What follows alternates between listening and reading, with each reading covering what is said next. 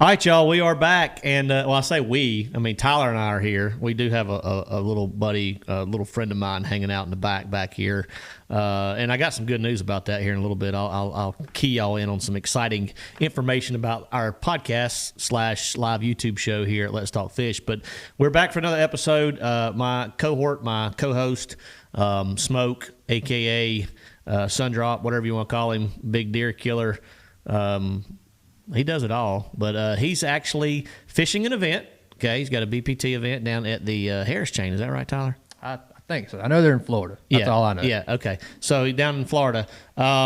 We're wishing him the best. I think they start on Thursday, if I'm not mistaken. Yeah, no, they might start tomorrow, actually. I think they start tomorrow. Somebody can help us with that in the comments. I get confused. But, yeah. But anyway, Anthony, what's up, my man? Hey, Anthony, bad news. So... Well, the bad news times two. We're running low on Zots. Anthony gave us this bag of Zots, gave us 2 bags, but one never made it to the studio. And we're not coming back to New York this year either, so that kind of stinks. So we won't get to see our buddy Anthony, who gave us all the goods last year. But again, we're still munching down on those Zots. So, all right, we have a very special guest. We'll get her on here in a little bit, but. First and foremost, y'all know our show presented by Let's Talk Fish, presented by Angler's Choice Marine. 3 locations with Angler's Choice Marine: Lexington, North Carolina, Martinsville, Virginia, and Spindale, North Carolina. They just wrapped up all their open house events. I got to participate at the Spindale location. Brian was in Lexington, and it was phenomenal. The traffic that came out, all the people for coming out and checking out, what was going down. We had a lot of different pros in the house: Hank Parker, Jimmy Houston, Kevin Van Dam. Even the Johnston brothers showed up there at the Martinsville location. I'm sure that was a good time. But huge sales, huge savings on Ranger boats, all the White River Marine boats, your Rangers, Tritons, Nitros, Sun Tracker pontoons, Tracker aluminum boats. You got huge savings right now on all the 24 models that are left over. So if you're in the market for a boat, now is a good time to be purchasing one. Interest rates are dropping, and the sales are huge. You still got like $2,000 gift cards to Bass Pro. With the purchase of a new boat, you get free covers, all kinds of different incentives and things like that to get in on a purchase of a brand new White River Marine boat. All right, real quick, a little bit of housekeeping. We have not had an event with Bassmaster yet, but Thrift has had a tournament. They actually kicked off the year at Conroe, and we want to, first of all, congratulate Justin Cooper on the win down there, but a very unique tournament in the fact that they changed their format this year, as you all know. I'd like to see y'all's feedback on kind of how you enjoyed that format. But I actually thoroughly enjoyed watching that event. I followed it along. Obviously, got quite a few buddies that are fishing that tournament, and they were allowed to use their forward-facing sonar for 1 period only, and then the other 2 periods they had to fish without it. So very neat on how that event ended up. It was cool to follow along. Obviously, FFS was the dominant deciding factor in that tournament, but I want to put something to bed real quick, and I've seen a lot of comments on social media about that tournament, and the comments that I've seen were relating to things such as, hey, did y'all see Jacob Wheeler catch 50 pounds? Now, I'm just throwing numbers out there with his forward-facing sonar, but then the second period, he only weighed in 3 bass. I told you he couldn't. This is the comments that really turned me off. I told you he couldn't catch him without that. Guys, gals, the biggest thing you got to understand is that lake was fishing extremely tough, okay? So you take forward-facing sonar out of the equation, you still got some of the best bass anglers in the world on a body of water where just the bite's just tough in general. So to say such an ignorant comment is kind of bothersome to me, because I know how good most of those anglers are, especially Jacob Wheeler and a lot of the guys that finish in the top 10 without forward-facing sonar. But that's where the majority of the fish were. They were able to access them using that sonar, and so you saw the weights explode on specific periods and specific times for certain anglers. And then And then, in some of the other periods when they were just fishing, without the forward-facing sonar and things like that, they're guys that still caught them.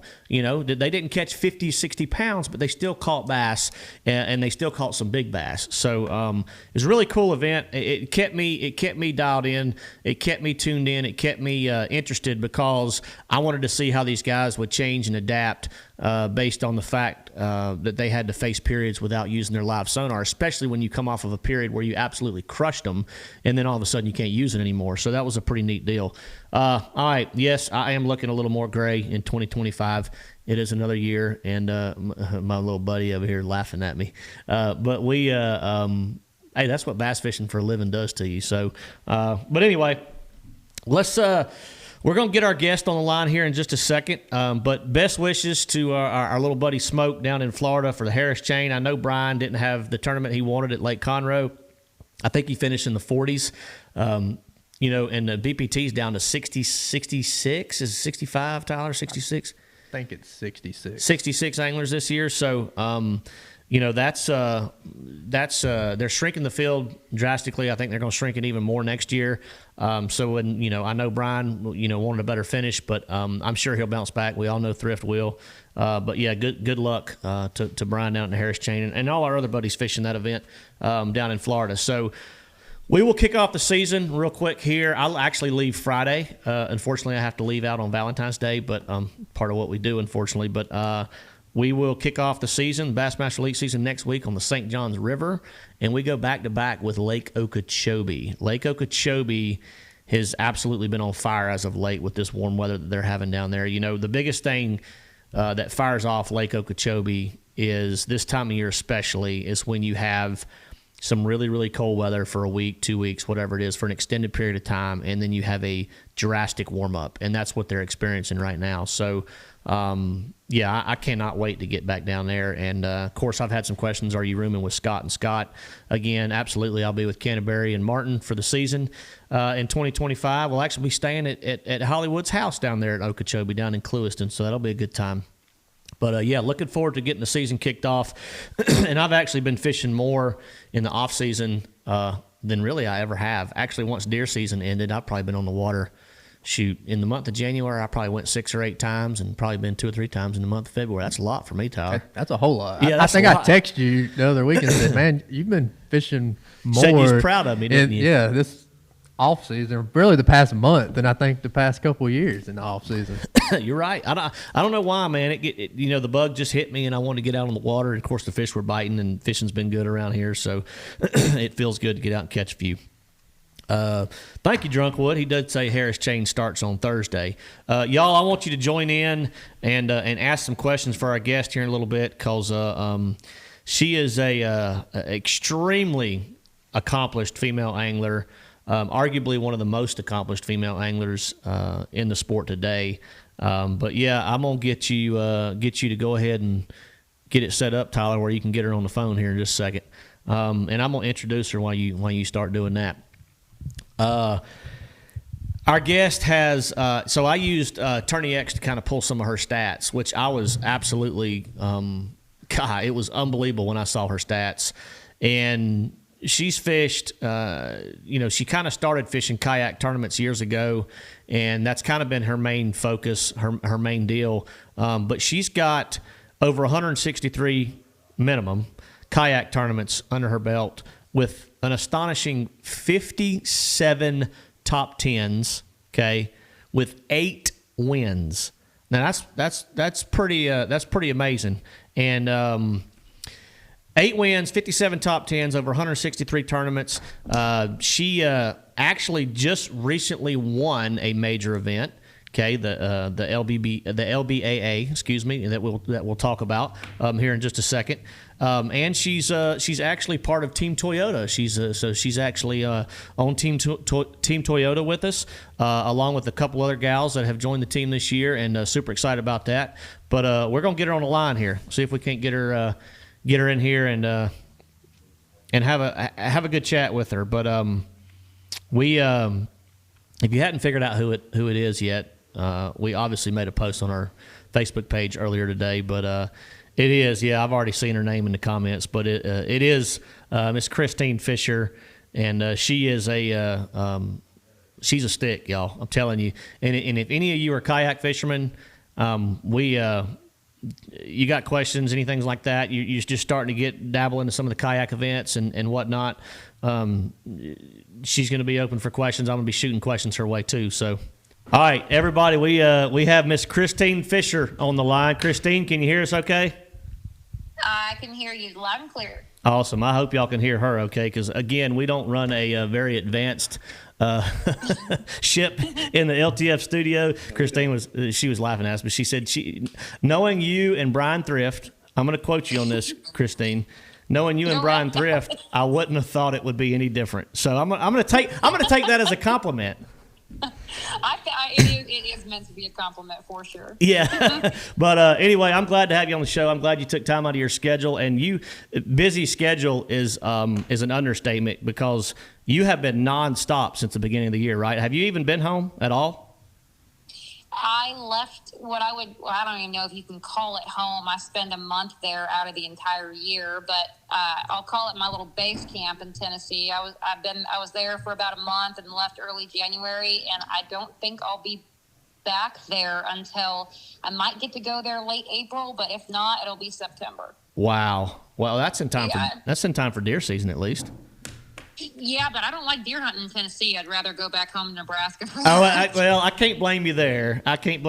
But no, glad to have you on the show. I did a quick introduction with some of your stats, and I had no idea you have. Now, I went to Tourney X. That was kind of the best resource I could find for kayak stats, and with over just 163 tournaments and 57 top tens, which is to me is absolutely insane. With 8 wins. And recently, though, you actually won a event in the front of the boat, the LBAA down at Lake Seminole, and I actually watched the first episode. I think you just dropped the second one today on your YouTube channel, correct? I did. Yep, I dropped the date. I just got it edited this afternoon and posted it today, and it honestly might have been my favorite video I've ever edited and posted. Oh, well, that's awesome. Well, I encourage everybody to go watch that, but and I'll check it out tomorrow for sure. But yeah, so is that your first LBAA win? Yes, and so I've only fished 3 total boat tournaments. My very first one was with LBA last year, and it was in June, actually right after y'all's Wheeler event down there. I taught that BassmastHER seminar, then decided I was going to go jump down and fish this boat tournament. I had just picked up my boat in May, so I was very green, and I'm every single dock on the way out. I fell off my boat for that tournament. I threw away a 4-pounder because I was so used to just taking a picture and letting it go. Like, I made every single mistake you could possibly imagine, but I had a great time. I actually ended up getting 3rd at that LBA at Garnersville. So that was pretty cool. I cut a check there. And then I fished my first open here in January, and I fished my 3rd boat tournament with LBA in Seminole, and I got the win, which was pretty dang cool, and felt pretty good after fishing the open. Well, yeah, we're going to talk about that here in just a little bit, but that's a heck of an accomplishment, and I know any win is good for your confidence, but I know that we've talked a little bit about moving to the front of the boat, especially in the Bassmaster Opens, and anytime you can go out and win a tournament of any caliber, it really helps your confidence level, and just it just reinforces the idea that you know how to catch them and know how to win. Absolutely. Yeah, it just helps, especially being on such a foreign platform. There is some differences jumping up to the front of the boat, but I know it's going to get a little easier for me, and I'm going to spend as much time in it as possible over the next however many years it takes me to be a little more efficient in it. Yeah, well, I think you're doing great so far. I mean, you fished. I didn't realize you'd only fished 3 LBAAs, and you finished 3rd, 1st. That's I've only fished 2. Yeah, just 2. Oh, just 2. Okay, I'm sorry. I thought you said 3, but you top 3'd in both of them then. I did. Yeah. That's pretty amazing. So recently you had, and I got a kick out of this because I watched the video. You had a kayak event down into some. We'll just go ahead and say some alligator infested waters. And you're like me. When I saw you mention that. I was thinking the same thing you were. There's no way I'm getting that water. But when you fish kayak tournaments, let our viewers know how important your cell phone is, number one, and then number two, exactly kind of what went down in that event. Yeah, so for our kayak tournaments, our cell phone is pivotal. I mean, you have to have it for a variety of reasons. You know, we obviously do the catch, photo, release, and we have an app, you mentioned Tourney X, that is, you know, time-stamped GPS, and we have a unique identifier that has to be in the photo, you know, so we're trying to do this so that there is no way you can get around, you know, not catching the fish on the body of water outside of the time limit, whatever. So we take the picture with our phone, and then we submit our photos to Tourney X. And it's got like a live well there that calls for us as we submit them throughout the day and all of that. So yeah, without, and I had caught a fish, and it was actually, the fish knocked the phone out of my hand. So not only did I not have a phone, but I wasn't able to submit that fish, and it would have bumped me up there, another couple inches in my tournament. So, I held on to the fish for a couple minutes and tried scooping around with my net for the first 5-10 minutes. And you know how Florida is, you guys, like, the bottom foot of it is just salt, like silty and just real salt. I wasn't in an area with real hard sandy bottom. I was in, it sucked. So, and my first day of that tournament was a very humbling day. Like, I have a lot of confidence on the Kissimmee chain and the Harris chain. I'm almost always in the top 10 down there. So after that, day one kind of humbled me a little bit. I was not going to leave that tournament without, making a huge comeback. And I couldn't do it without my phone. So I had to get in the dang water. And unfortunately, it was like chest deep. So that sucked also. And then about 10 minutes into me feeling around with my feet, bare feet down there, trying to find my phone, I hear a drone over top, and I look up, and we have Bass is a camera boat out there, and so the drone's like directly overhead of me, and I'm waving my arms like a wild person, because I figure if I can get the camera boat over here to at least sit with me for a little bit, one, I'll feel more comfortable, but two, if anything does happen to me, at least someone's going to be able to video it and make a viral video and make some money, right? Scare the gators away, hopefully, in the meantime. Yes, I just wanted that kind of peace of mind. So as soon as they saw me in the water, the camera boat and the Mark Cisneros flew over there in the boat and just sat with me for the next 25 minutes until I found it. So, silly question, and excuse my ignorance, but are you, like, if let's just say you lose your phone and there's another kayak angler nearby, are you able to use their phone and log into the app or relog into the app and submit your fish? Is that possible? Yes, you can do that. That is possible. And Mark actually suggested it, but in my mind, like, one, I didn't want to, there were a lot of people fishing that particular lake. I just didn't want to inconvenience somebody else and have to be, stay within a certain distance of them. I was running a pattern, and I was fishing pretty fast, standing up, using my motor.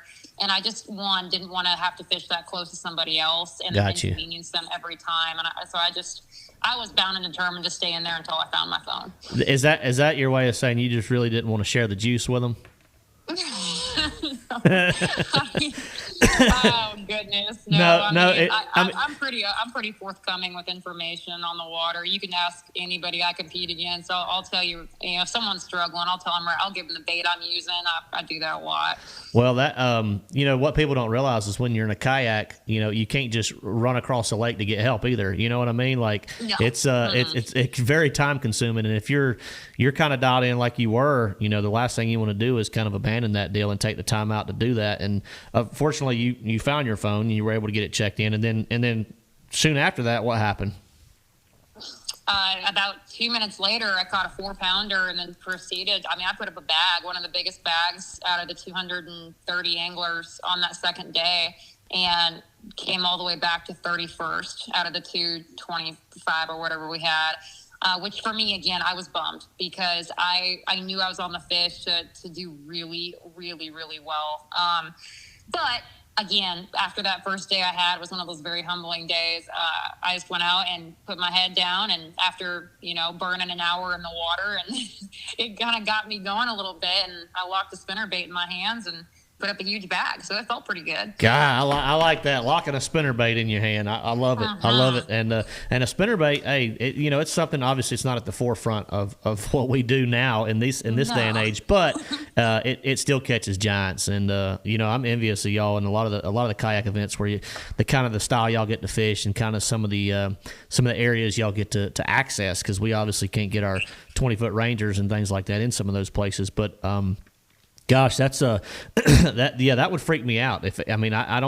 I've dropped a fish back in, which obviously we put ours in the live well, take them to weigh in, and I had an incident at Lake Oahe, out towards your way, a little bit further. I'm familiar with Oahe. Yeah. So I had a 5-pounder and ended up putting it in the boat. It was caught between my seat and the gear shifter, and I picked it up and went over the console to obviously put it in the boat and unhook it and dropped it back in the lake. I don't know if I'd have rather lost my phone or that 5-pounder, because a 5-pounder in that tournament basically cost me a $10,000 check. So,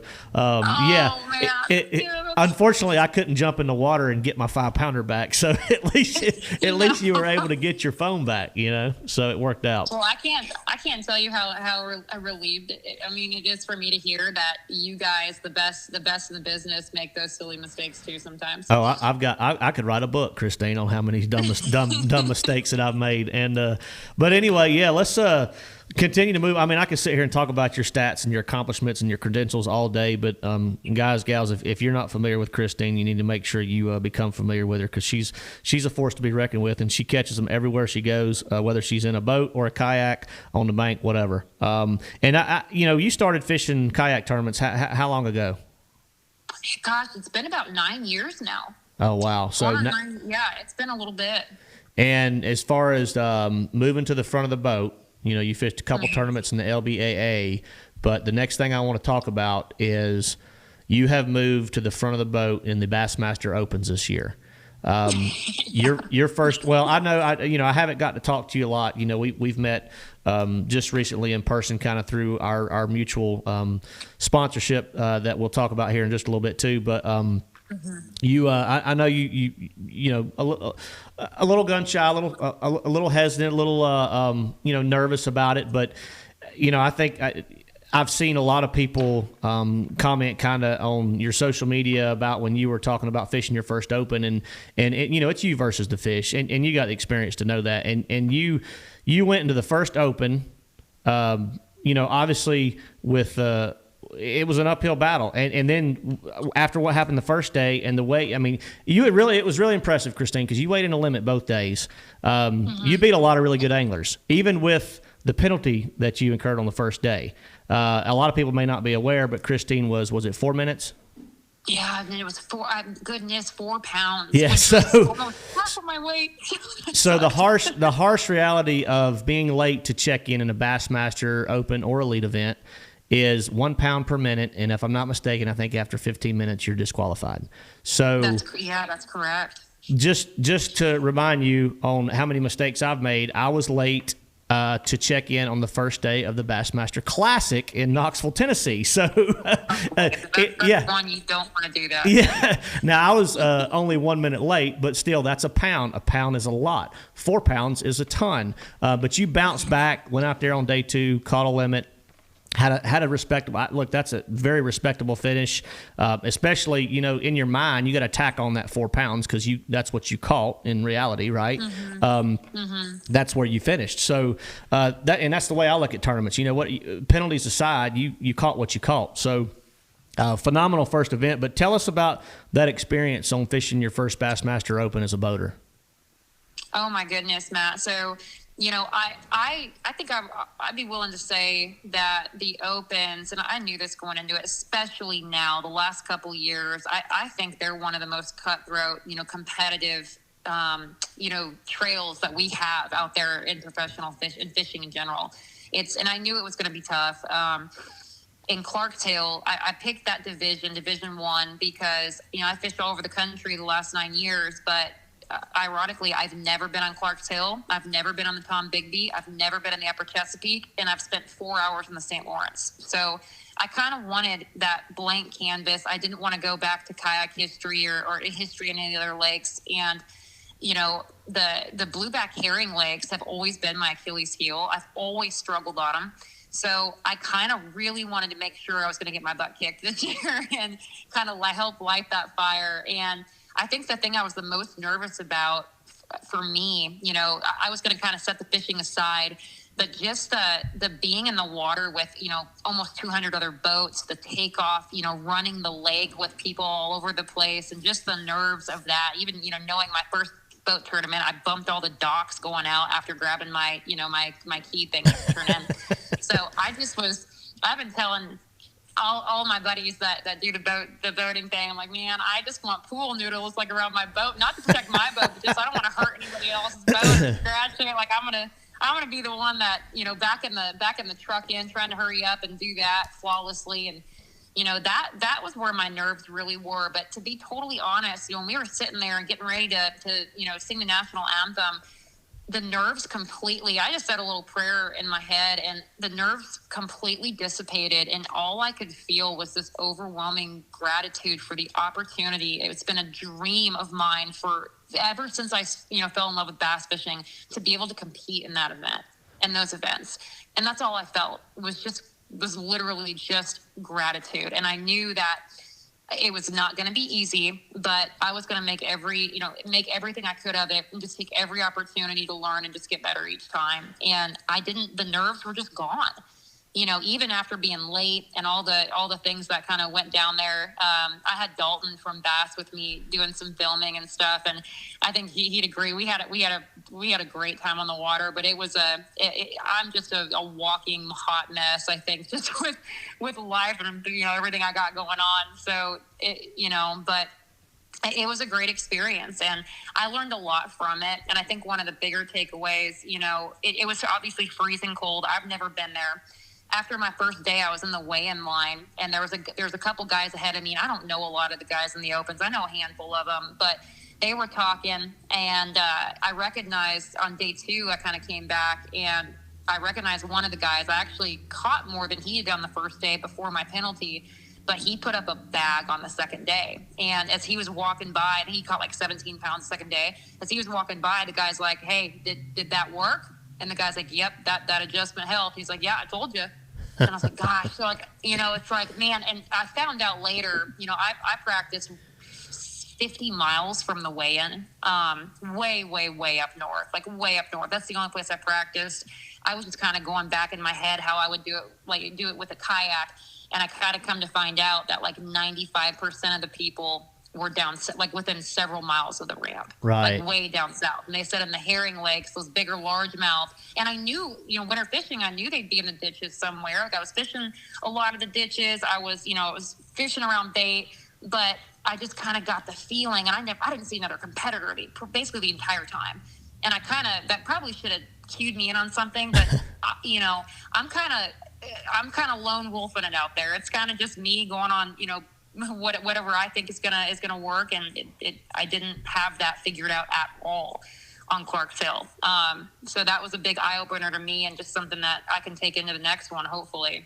Yeah, I think I hope everybody was listening when you were explaining the reason you chose that division, because to me that's Tyler, that's super high level IQ bass fishing talk. And what I mean by that is, to become a really good winner, you got to become a better loser. And you have to accept the fact that you're not always going to go out there and smash everybody or smash the fish or do really well in a tournament. And I always challenge people to get out of their comfort zone, because that's how you improve, right? So you pick the division where you were least confident. You pick the lakes where you were least confident. You pick the places where you had the least experience, knowing good and well that you might have a tough time as far as the competition is concerned, but you're prepping for the future. And that to me, is, number one, very admirable, but extremely intelligent. Most people, you look at a lot of the local guys around certain areas of the country, and they're scared to death to leave their local lake because they always win tournaments there, but they don't want to get outside their comfort zone. But if they were to get outside their comfort zone, hey, they might learn something they can take back to their local lake and become even more dominant. So there's a lot to be said about having the courage to step in and do something like that. And I admire you for taking that leap, because it will pay off. You obviously know how to catch them, and you said yourself how much you learned from that first experience. Well, that sure helps a lot to hear you say that, because after that event, I was like, goodness, did I make a huge mistake? No, I should have. Yeah, I love Rayburn and Kentucky Lake and Mille Lacs. Maybe I should have fished that, but you're right. Like I needed to get. I knew that I wanted to get out of my comfort zone, because it's gonna force me to get better and work on those things that I need to work on.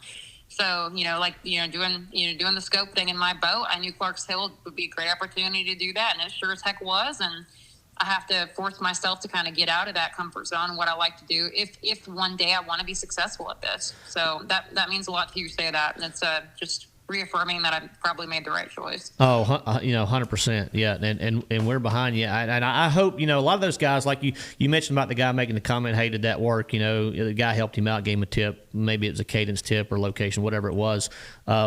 It's always good to have a network, but you only network with those that you can 100% trust too.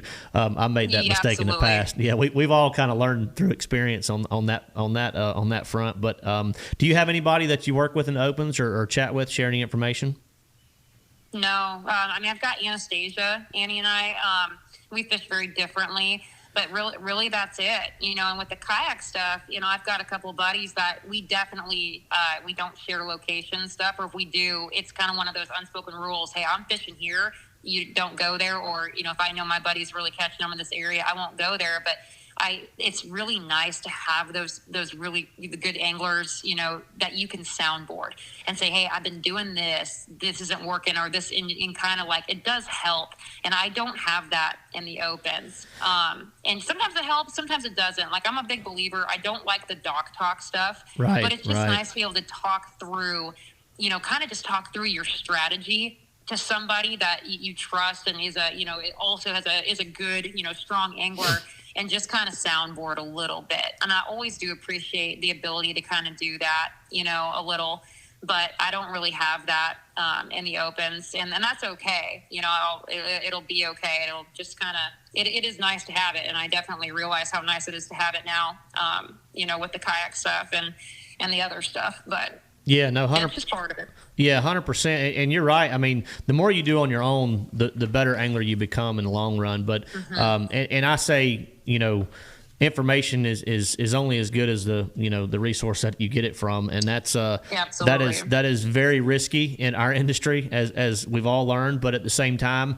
I don't ever lean on my roommates for specifics. I lean on them for general information, and general information meaning kind of what sections of the lake may be going off a little bit better than the other, and maybe a little bait change or a cadence change or something like that. That after day one, I only got 7 bites, but he got 70 using the same bait but a different cadence, whatever it may be. Little things like that. Ripping a chatterbait, ripping a trap. Exactly. Exactly. Exactly. Like that. Yeah. For me, if I would have just kind of known that the lower end of the lake is what is the area you really needed to be on. And that's, the lower end of the lake is huge, right? There's all kinds of, main, creek channels and stuff down there. But I was, like I said, I was 50 miles from all of that. And that's why I was late.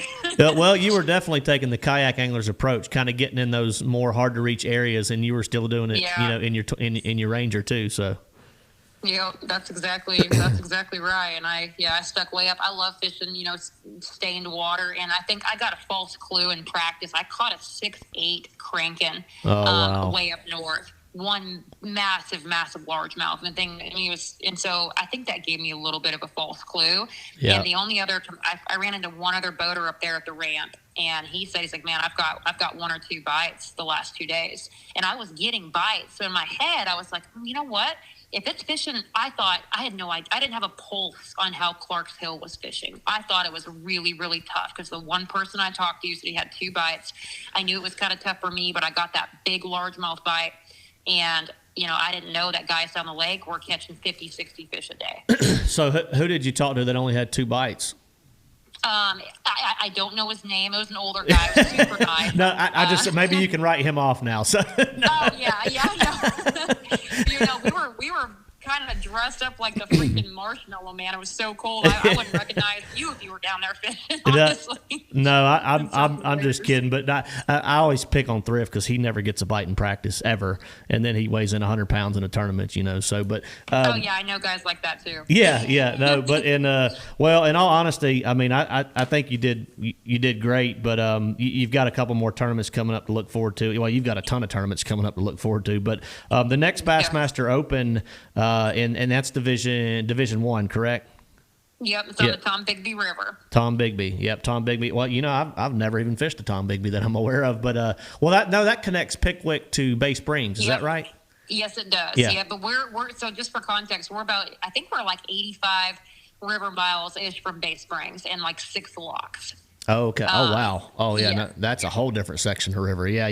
It's in Mississippi, like Columbia, Mississippi, I'm pretty sure. Because I was looking at how far it was to Bay Springs and, just out of curiosity. And because I fished Bay Springs before once, but never fished that section of Tom Bigby. But I'm kind of excited about it because from what it looks like, there's a lot of backwaters. It might kind of cater to my strengths more than I think. I'm not sure. We're going to find out. Yeah, absolutely. You going to try to fit that Ranger everywhere you put a kayak? Yeah, you know what? Maybe. But I will tell you, the last couple years of my kayak tournaments, when I first started fishing kayak tournaments, I made it a point to get way back where, boats couldn't go. But I'll be honest, I knew that I was going to get in the boat one day. So about the last 4 years, I've made it a point. Every kayak tournament I've fished, it's been in areas where boats could very easily get to. And I did that on purpose because I wanted to start fishing those same waters that I knew eventually I'd be fishing in the boat. So I fish a lot of the same stuff now, offshore and whatever it may be, main grass flats, what have you, that boats can very easily fish also. Again, very, very intelligent. I mean, that's, I hope everybody's paying attention to these details and these little nuggets that Kristine's given, because she was always preparing for the future and always, thinking ahead. And that's what makes a great angler, in my opinion. So, let's talk about, I'm proud to call you a teammate, now. So yes. we are part of Team Toyota. Kristine is a new addition this year to Team Toyota, along with Anastasia and Maggie Joe, but part of the BassmastHER program, which is awesome because basically what that is, and I'm going to let you dive into it a little bit more than I'm going to, but it's a community of female anglers. Y'all are traveling together, doing workshops to not only educate, but to inspire, female anglers to get out and enjoy what my opinion is the greatest sport in the world. Yes, absolutely, Matt. And that's what it's all about. I think that, there's a lot of people out there, men and women alike, brands, in the industry, endemic, non-endemic, that we just want to get more women fishing, more people fishing, but more women fishing as well. And I mean, for me, my heart is always going to beat for the competitive side. Like, I want so badly to have it happen in my lifetime where we have a gal qualify to fish with y'all or qualify for the Bassmaster Classic. I want to see it happen so bad. And I know that the only way to make that happen, from what I've learned just doing a bunch of seminars over the last 6-7 years and teaching, women and pulling women and having conversations with women as to why they stop fishing after college or why they stop fishing after high school. If we can give women just the confidence and show them that it's okay, if that's okay if you fail over and over and over again, just get back out there and do it and keep pushing forward. We just need to get more women, fishing. And then I just want to see more women competing. So anything I can do, to ever help that initiative. And, it's just, I'm just so grateful to be a part of it and get to have a small platform that hopefully inspires more women to do it and get out there, because my goodness, if that ever happens, I'll be front row and that Bassmaster Classic crying my eyes out. Now, you might be the one on stage. You might be the first one on stage fishing the Bassmaster Classic. Oh goodness, that's awful. That's awful lofty. That's my prediction. I said it right here on Let's Talk Fish. That's my prediction. Oh gosh, don't put that pressure on me. It's no pressure. It's confidence. It's not pressure. It's confidence. Well, I'm glad y'all have an inflated sense of confidence in me. Yeah. No, I think you're going to do great. And again, you're doing it the right way. You're doing it your own way, and you're doing it. You're getting out of your comfort zone. You're prepping. You're training. You're practicing. You're You're visiting places that you don't have confidence in and you're not familiar with, which in turn, in the long run, will pay huge dividends. I know that for a fact. But I want to talk about some of the workshops coming up, but I do have quite a few questions that have come through our feed. I don't know if you're following along on our feed at all, but it's live on YouTube, and I'm going to shoot some your way here in just a second. But Yeah. the BassmastHER program, just so people know, you can go to bassmaster.com and go to the BassmastHER program, and it'll give you all the dates set forth for the workshops that they're going to have. And I think the next one, correct me if I'm wrong, Christine, is at the Bassmaster Classic in Fort Worth, Texas, correct? That is correct. We're actually doing that the Sunday of the Classic. I think it's at noon. Don't quote me on that because I'm really bad with time. But it is Sunday at the Classic, and that's going to be more of a, kind of a get together, meet people. We are going to do a couple of classes there, but I think the biggest point of that is just to kind of have a big get together because we figure there'll be a lot of women at the Classic, watching everybody fish and all of that. So, but yes, that is coming up here, goodness, in a month. Yeah, it'll be here before we know it. I always at this time of year, if I'm fortunate enough to fish a Classic, it's hard for me not to think about just the Classic. I've got 2 tournaments to worry about before that, but once these 2 tournaments get behind me, it's like the month of March. The whole month just revolves around the Bassmaster Classic. But huge event, and that's going to be an awesome turnout. I have no doubt for the ladies and stuff that want to participate in that workshop. It's good that y'all are doing one at the Classic. I also I think I saw maybe a half a dozen or so scheduled on there, but I also saw one scheduled for ICAST this year, correct? Yes, that is correct. We're having one for ICAST this year in July as well. Okay, yeah, that'll be an awesome venue for one of the Bassmaster workshops also. All right, Christine, you ready for a few questions? You bet. Fire away. All right, I've got the first one here is Christine, what's the best advice you have received both as an angler and as a female in a male-dominated sport? Great question. Oh, that is a good question.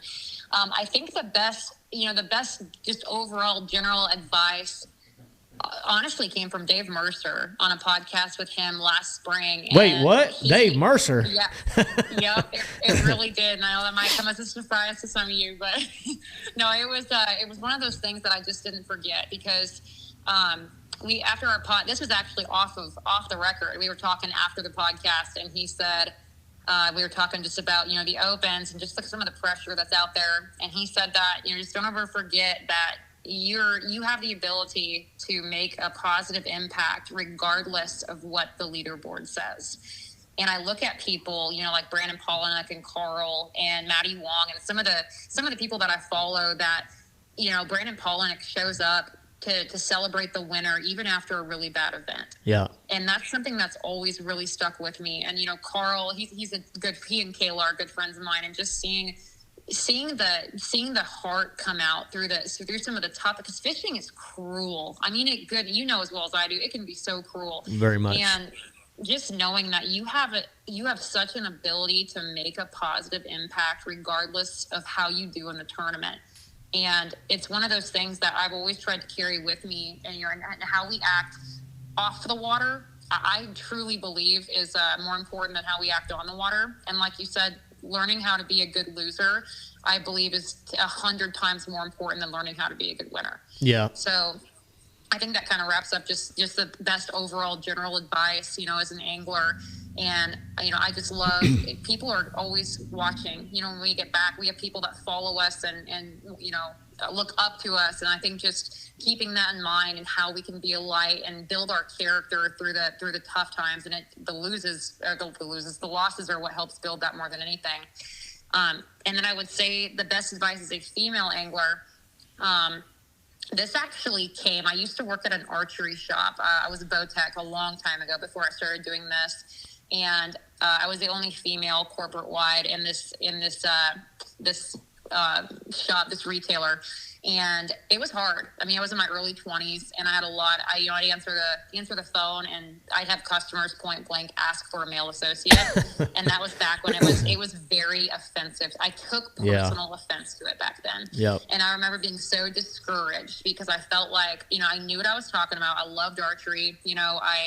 I thought I was pretty knowledgeable in that space. And one of my managers, Scott Keller, basically told me, he's like, Christine, you're one of the best salespeople we have. You're extremely knowledgeable, and you need to not let this be an obstacle for you. I know you're smart enough to figure out how you're going to make this work for you, and quit going into these things thinking already that you have something to prove, and that really helped me just kind of think, and you see it a lot, if we focus, and this doesn't just go for females, it goes for guys too, but if you focus on, the obstacles, and I think that this is very, very important right now, especially with the forward-facing sonar thing. If you're making a big deal about the obstacles, you're never that's gonna destroy you. Yeah. And so I don't go in. I stopped kind of going into situations expecting for people to doubt me or expecting for guys to not take me seriously.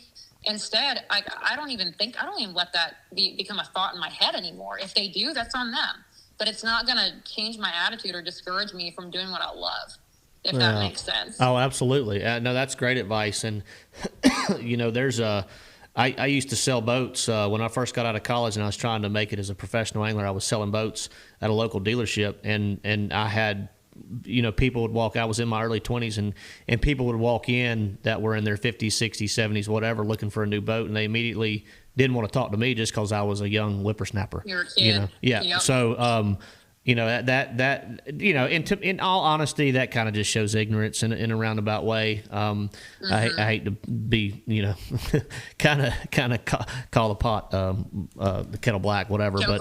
Yeah. But it is what it is. And that's not, again, your advice, that's great. That's absolutely phenomenal advice. My youngest daughter she sent in a question for you. So awesome. I'm a girl dad. I've got two girls, 12 and 7. My 7-year-old, yep, that's right. She's big in the outdoor sports and loves to fish and hunt with daddy and do things in the outdoors. But she has a couple pretty simple questions. What do you love about fishing, and what's your favorite lure? Oh, okay. I love that. Gosh, you and Emily do such a great job with those girls. I hope maybe one of those days will be one of them that makes the classic. Wouldn't that be cool? Oh yeah, that'd be something. What I love about fishing, my goodness, everything. I mean, just the connection, to our creation and our creator, and the great outdoors, the intimacy of it. I grew up without a television, so I was basically born and raised outdoors. I love it. And I love that. Skipping a frog under buckbrush and just walking it out real slow and having a 6-pounder come up and slurp it. Just the adrenaline of it. I think I've got undiagnosed ADD, and fishing is the one thing where when I'm doing it, it seems like all of my focus is honed in on fishing and what's going on in that present moment. And I think that's why I've always loved it. And then lastly, fishing is the one thing that you can do everything right and still show up without things, going your way. It's such a challenge because you have so many factors that we can't control. The weather, our boat draw, what have you. There's so many things that we can't control. And I just love that multi-faced challenge that fishing gives us. I think it makes us better anglers, but also like better stewards of our sport and better people. So love that. And I think my favorite lure, I'm a textbook freaking bread and butter power fisherman. You give me a buzz bait, a frog. Oh, you said it. You said it. You said a frog. I was like, please. Yeah, it's going to be a frog. Yeah, please let her say frog. Yeah, well, the only reason I say that, because that not only is my youngest daughter's favorite lure, but it is my wife's favorite lure also. So. Yes. Okay, well, I know I'm in good company then. Well, Emily's always like, when in doubt, just throw a frog. I'm like, darling, it doesn't work when the water's 42 degrees. Doesn't matter. Just throw a frog, just throw a frog. It is, that's great. I'm so glad you said frog. That's awesome. Yeah. That's awesome. Yeah. All right. So do you have, I got an off the wall question. I was actually on a podcast a few days ago. It was the Bass and Brews. Is that right, Tyler? Bass and Brews podcast. Some guys here in the Carolinas that do it. It's just kind of a laid back podcast, but got to be on there with those guys. And one of the questions they asked me was what my hype music was, or what do I consider hype music? Maybe that's what it was.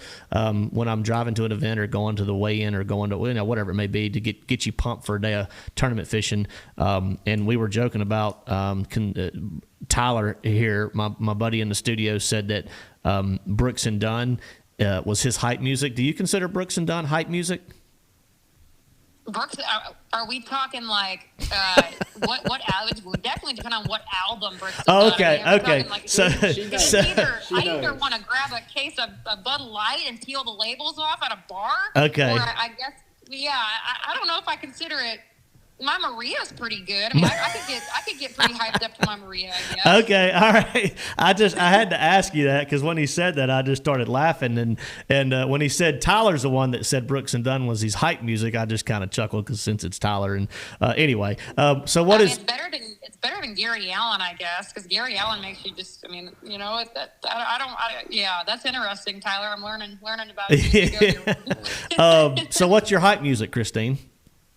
Oh boy, you guys! I've got such an eclectic array of music that I like. I mean, I can get down with some JJ Grey and Mofro. Gosh, with some old Whiskey Myers stuff. I'm a big Red Dirt fan. Okay. But I also like some bluesy stuff too. It can get pretty wild in my truck. I mean, it's it's like a jukebox got drunk or something.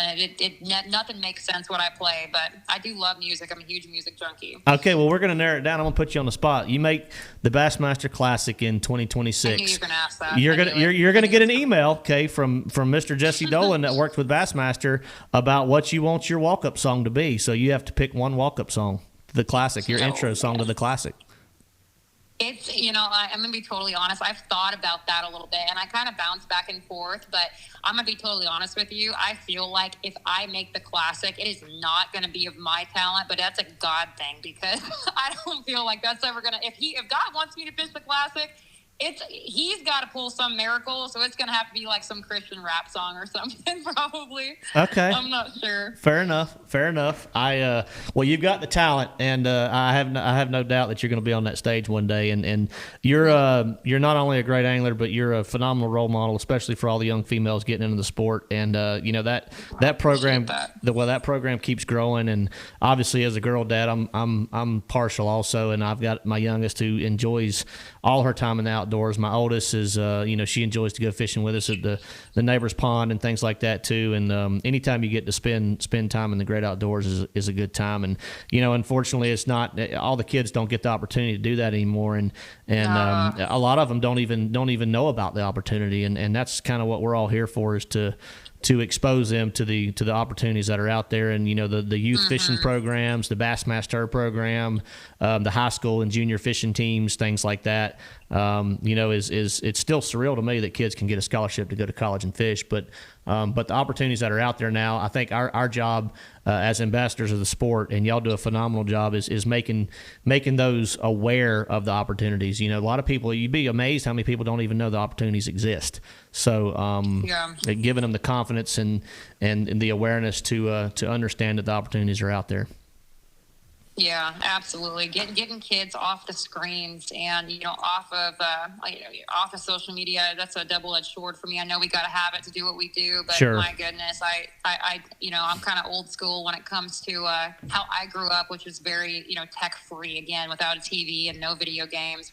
My brother and I were outside till the sun went down, and I do really truly credit a lot of where I am today because of my upbringing and the way my parents raised me. And I'm so passionate. I don't have kids of my own just yet. I pray one day that gets to happen, but it breaks my heart to see how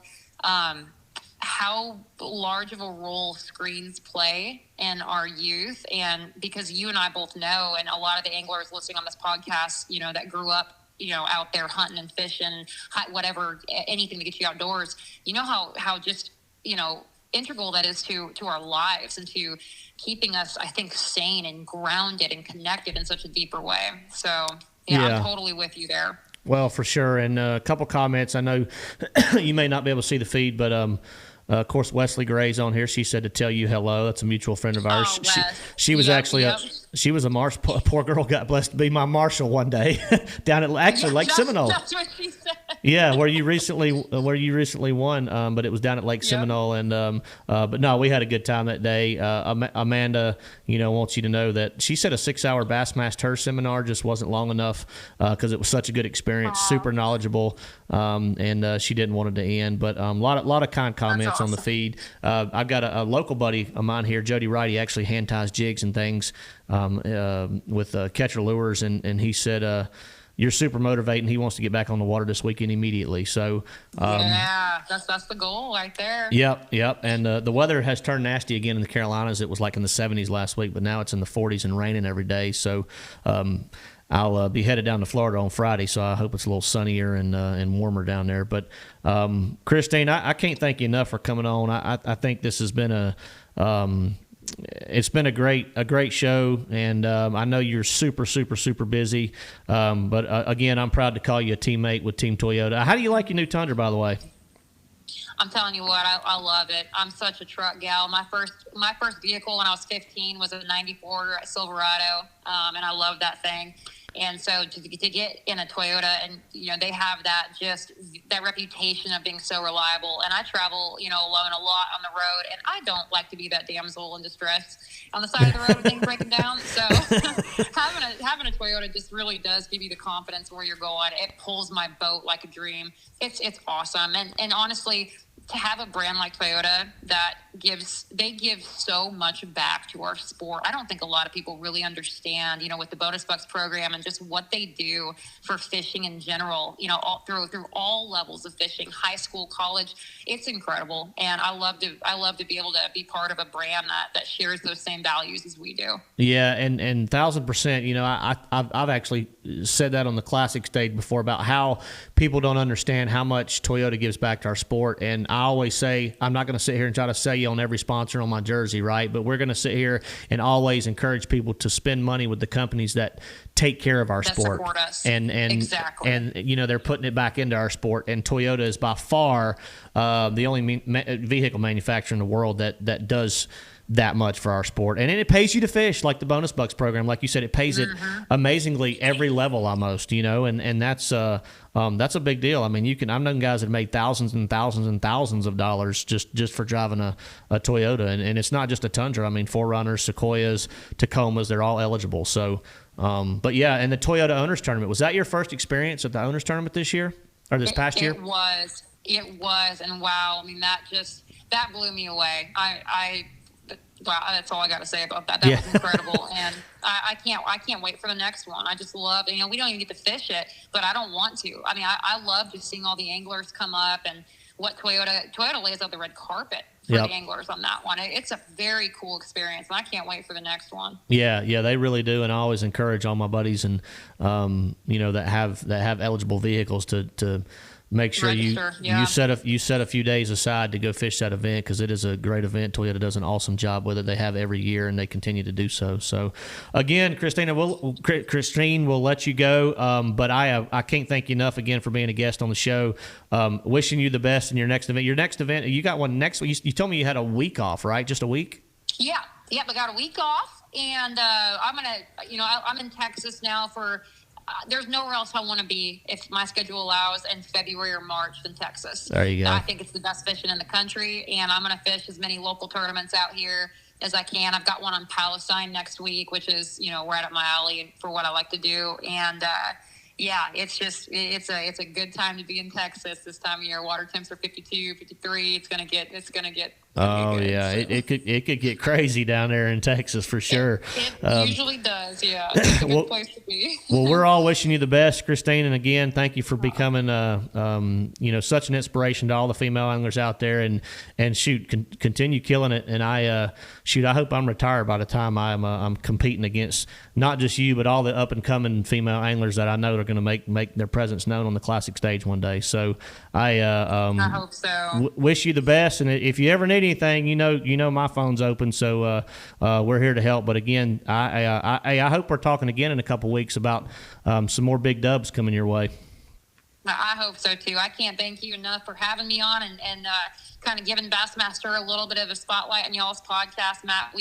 I say this, I don't probably say this enough, but a lot of you guys, that we always look up to on the Elite Series and MLF, you guys have been doing this for a long time. Some of the OG veterans, just having your support and, always lifting us up, good or bad with the tournament stuff. I can't tell you just how encouraging that is and how much it's appreciated. So thank you for that. And it's been awesome. Thanks for the conversation. Yeah, well, likewise, Kristine, and good luck with your next event. But appreciate you coming on, and we'll talk again soon.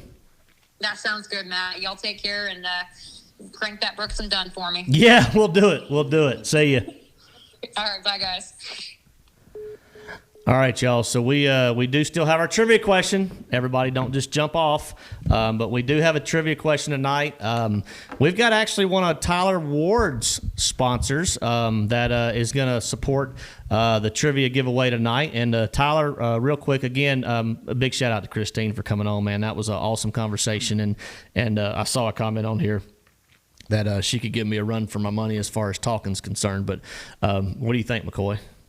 Oh, I didn't tell y'all our guy that's hiding in the background is none other than Mr. McCoy Fischer, who is now a recent neighbor of mine. I say neighbor. He's 30 minutes away. He has recently moved to North Carolina, so McCoy and I will be spending some more time together, and we're going to get this show spruced up too, right? Like, we're going to get this show, like, we got some cool things coming down the pipe for Let's Talk Fish. After 3 or 4 years of kind of just this, we're actually going to maybe do this a little bit. What do you think, McCoy? Hopefully. Yeah, he said hopefully. Yeah, we got some cool things in the works with Let's Talk Fish. You may see some a little editing with some of our episodes, and we're not going to be cutting anything out. Everything's uncut. But as far as just a little cleanup, some cool little maybe some YouTube shorts and some things like that. It might make it to their podcast platforms a little bit quicker than it has in the past, believe it or not. But yeah, so in the near future, we're going to have some improvements to the show. And we appreciate everybody for tuning in. But Tyler, back to the trivia question. I'm rambling. Back to the trivia question. Who's sponsoring our trivia giveaway tonight? So tonight for our giveaway, we got Danny over at Brazalo Custom Lures. Okay.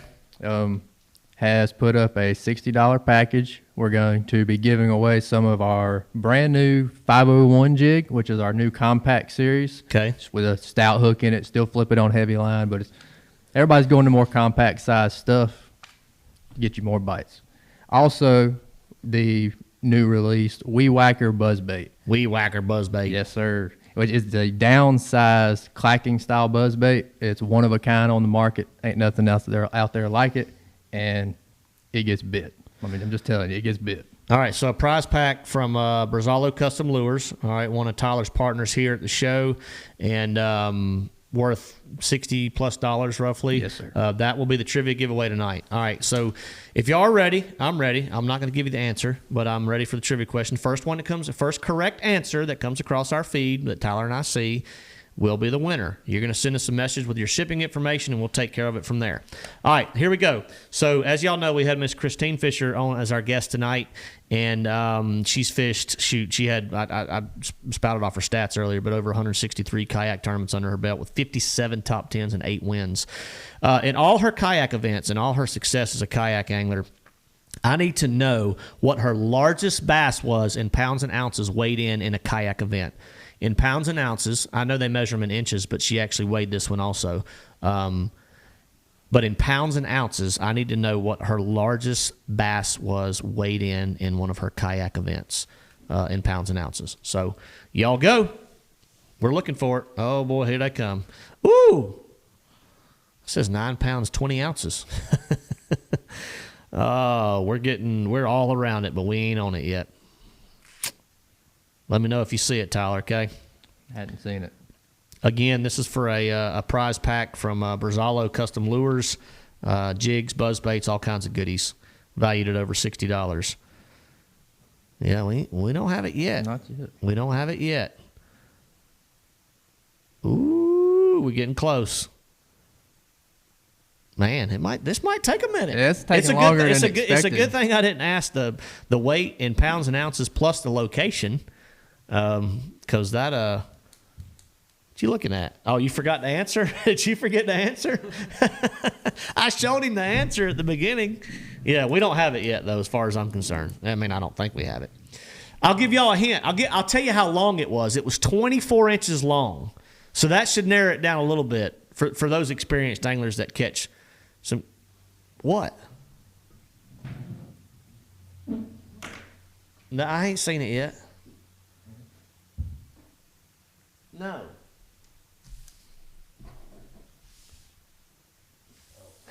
Man, you need some glasses, man.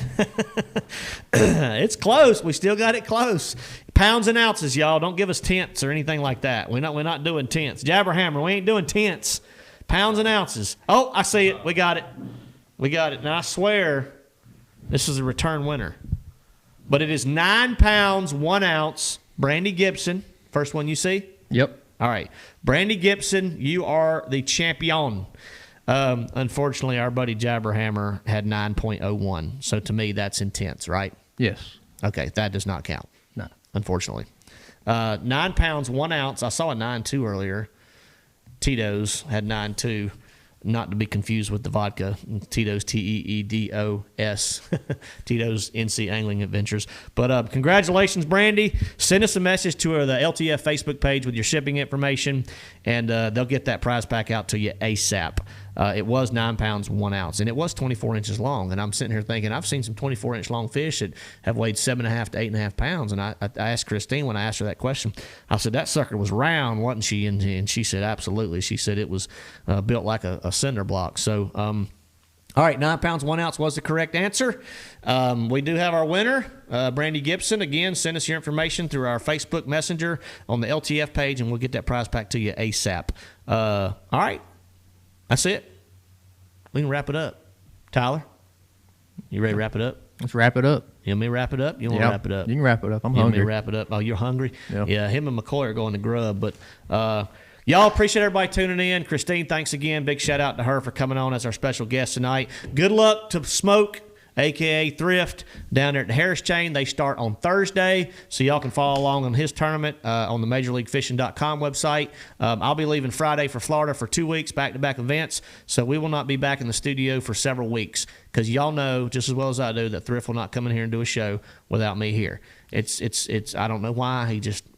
Why do you think, Tyler? I don't know, but I got something to add. What you got to add? If there's anybody around the Cartersville, Georgia area this weekend, Cartersville, sorry. I'll be down there with Brazzalo. Pulse will be down there. Yep. We'll be in both the NOE fishing show. What show? The NOE. Where it's in Cartersville? It's in Cartersville, Georgia. Where? It's at the convention center. That's all I can tell you. If you go to NOE the convention center outdoor. If you go to NOE outdoors, it'll have the fishing day. It's all right there on the front page. Friday through Sunday. Come out and, hey. This might be the first time ever we made a mistake on the trivia. Scroll up your feed. I'm scrolling. Do you see a 9-1 before Brandy? Because I do. Let's see. People let you know when you screw up now. A 9.1? Do you see a 9.1? I see a 9.1. Before Brandy. Yeah, 2 up. Who is it? Scott Ezel. Azel. Yeah, okay. Brandy, my sincere apologies. I'm not sponsoring this giveaway, but if you want to take it up with Brazzalo and they want to send you one too, that's fine. But, Scott, you are correct. This is the first time in the history of LTF that we made a mistake on the feed. And I think it's because they were coming through at Mach 12 speed. But, Scott, you are correct. You did win it. My apologies. Neither Tyler or I saw that come through.